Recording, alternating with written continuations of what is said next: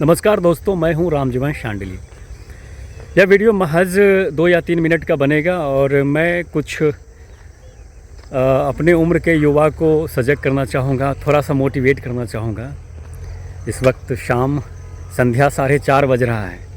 ये प्रकृति का नियम है कि कुछ बातों को लेकर, कुछ चीज़ों को लेकर नाराज़गी उत्पन्न हो जाती है, लेकिन मेरा मानना है कि वो नहीं होनी चाहिए, क्योंकि हर चीज़ सही समय पर आपके पास आता है और हर चीज़ के लिए आपको धैर्य रखना पड़ता है।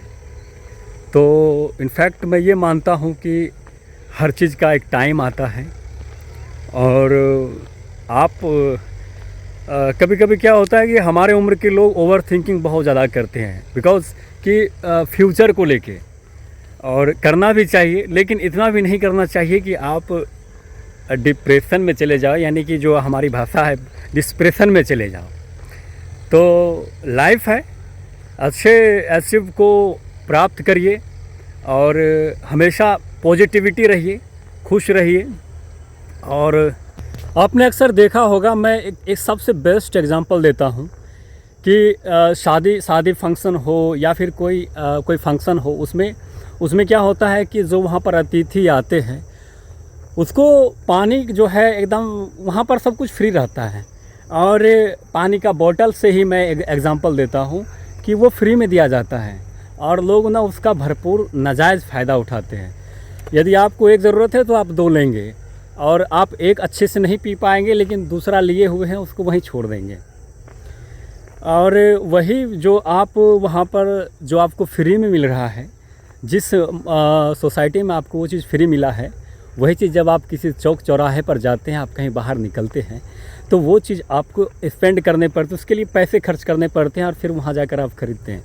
और जब वो बोतल आप ख़रीदते हैं पानी का, तो उसको आप जब तक वो ख़त्म नहीं हो जाता है तब तक उसको आप फेंकते नहीं हैं, क्योंकि उसमें आपका खुद का जो है इन्वेस्ट हुआ है। जहाँ पर आपको फ्री में मिल रहा था वहाँ पर आपने जो है उसको उस तरह से कदर किया है। कहने का तात्पर्य ये है, इसका सीधा मतलब है कि जहाँ पर आपको फ्री में बोतल दिया जा रहा था वहाँ पर उस बोतल की कोई कीमत ही नहीं थी, क्योंकि वहाँ पर वो फ्री में मिल रहा था।